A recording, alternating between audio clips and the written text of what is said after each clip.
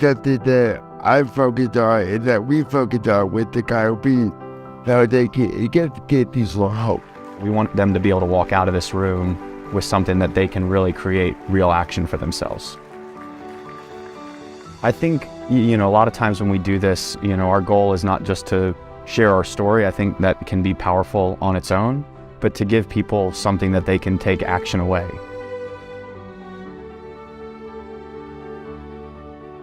When we were making kind of some big attempts in 2017 to get into the race in Hawaii, a friend of ours wrote an email trying to just get our story in front of more people. And there was a line in there that stuck with me, and he said, these guys are just starting to scratch the surface on what they can do. And I think Kyle's still doing that. Kyle Pease, Brent Pease, you're going to Kona! My main focus is just to bring more athletes into the Kyle Pease Foundation, however that looks like. I don't think Kyle fully realizes how powerful he is in this movement of inclusion, not just for the Kyle Pease Foundation, but all the other teams that are racing like us around the world. When we went in 2018, it was a very special moment. It was a moment that I will never forget as an athlete. It was one of the best days of my life. To get back there again, will be a challenge. I think it will test both our mental and physical ability, and I can't wait to show what we can do.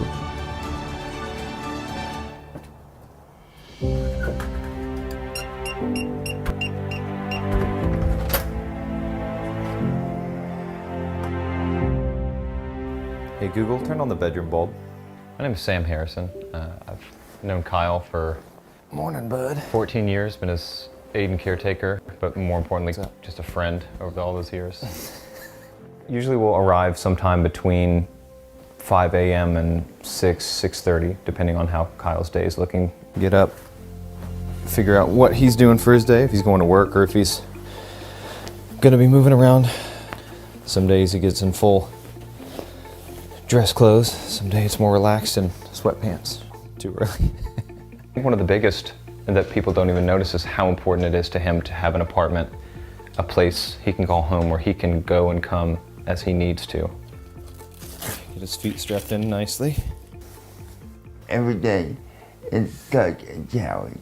But for now, once we get him in, it's that's where he is for the day. Hey Google, turn on the door. As you can see, the apartment is pretty automated. This apartment has been a saving grace for Kyle. From the very beginning when he moved here, just over a year ago, he felt lighter. His spirits felt lifted, not as heavy and depending on so many more people.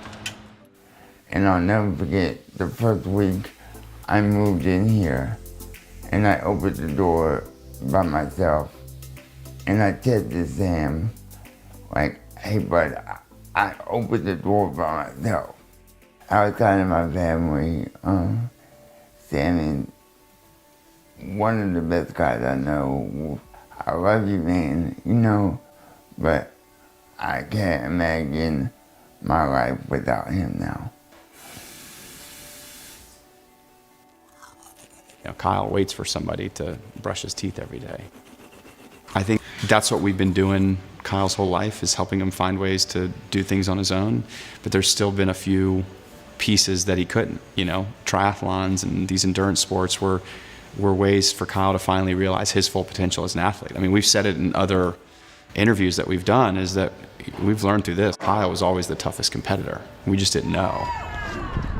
Being able to open a door and go into his own apartment and not have to wait for somebody, it is really special. And to be able to start creating that more here, beyond, we keep saying that we want to help athletes push beyond limits, but it's pushing beyond so much more. And there's a beacon for all of them, and it's Kyle.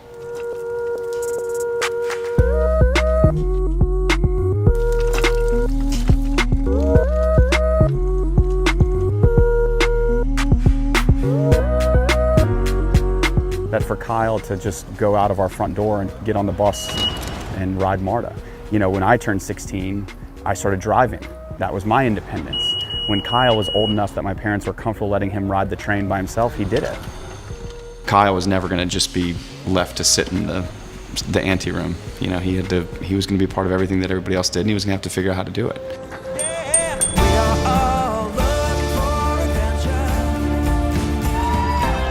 Everybody on my team has a uniqueness to my life. Coming out here today, I'm so proud of Brent for who he has become, and really he made so many sacrifices to help this baby become a reality. And now we have seen my baby, the Kyle Pease Foundation, go from a newborn, and now he's almost a teenager. And that's a big credit to Brent. I really can't put it into words what Brent has meant to me as a brother and the executive director of the foundation, but he has made this foundation go.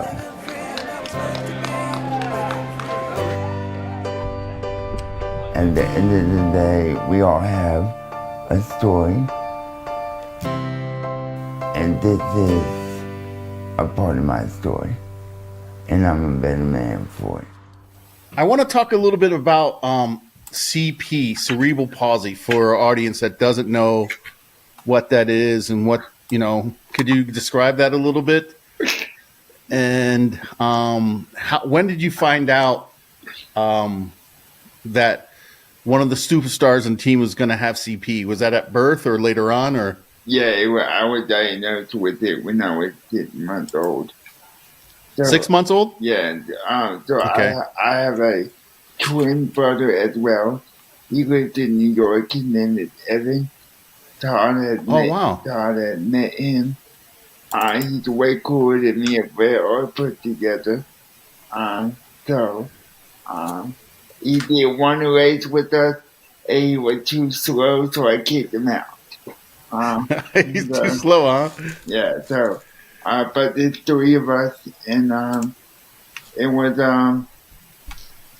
fun growing up, and our parents never took no for an answer.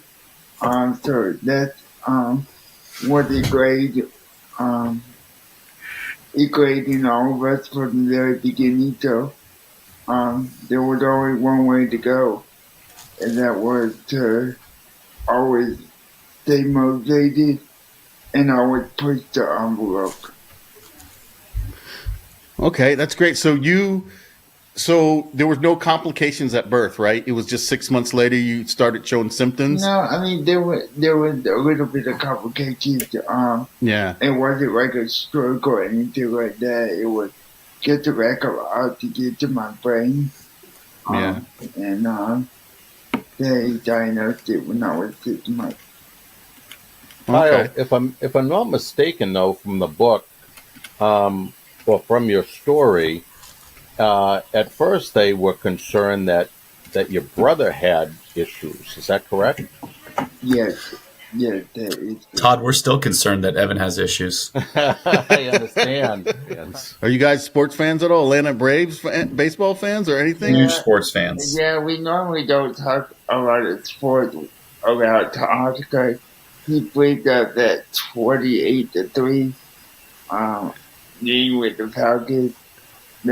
I'll remind you of that. It was 28-3. Yeah. It didn't end that way, though. Yeah. That unfortunately had stuck with the Falcons for a long time. But if I'm not mistaken, the Falcons are important parts of the Kyle Pease Foundation to this day. Currently, correct? Correct. Oh, wow. How do they support you guys? Yeah. Yeah, our mom used to be a flight attendant for Delta Airlines. Every flight that the Falcons took, he was the flight leader, and he developed some good relationships with some of the coaches in front office, and they have donated a good amount of money, over close to $400,000 the Falcons have donated. So they're a great organization. Yeah. I think every story is the beginning of the foundation, like the baseball was, the going down the stairs together. I mean, I took to Kyle in this way. It was just the way I reacted to what was going on in our family.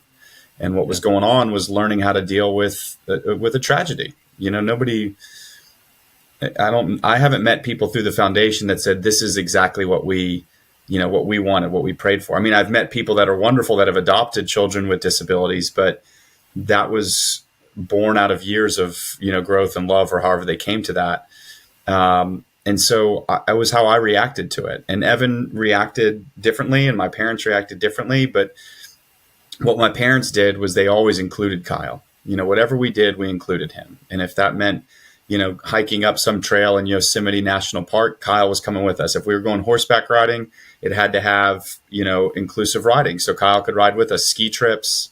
And we lived a wonderful life and had some amazing memories. And when we became adults, all of those memories made sense when it came time to do what we do at the foundation, to support other people, to show them what inclusion could look like.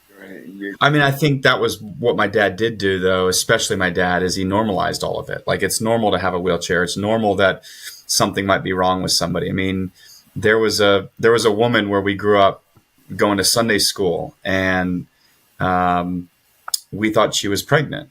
And for years she was pregnant. And then we found out much later that it was a tumor, and they couldn't remove it because it would have damaged her organs, as the story goes. But I remember when we found out, you wanted to like kind of question it, or maybe you wanted to poke fun or whatever it was.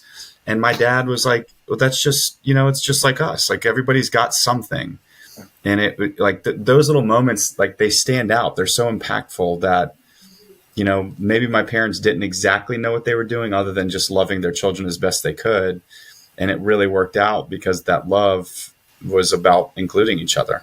I think even now, Tom, in our day, I think now, like, I went to the basketball game with Brent and his kids and my dad this past Friday, and he did it, still, I'm almost 40 years old, but he went up to, people who were staring and, wanting them to get to know me and, brag on the sons about all of their accomplishments. So even now, he's doing it to normalize it and have other people to be comfortable around people that may look different than them.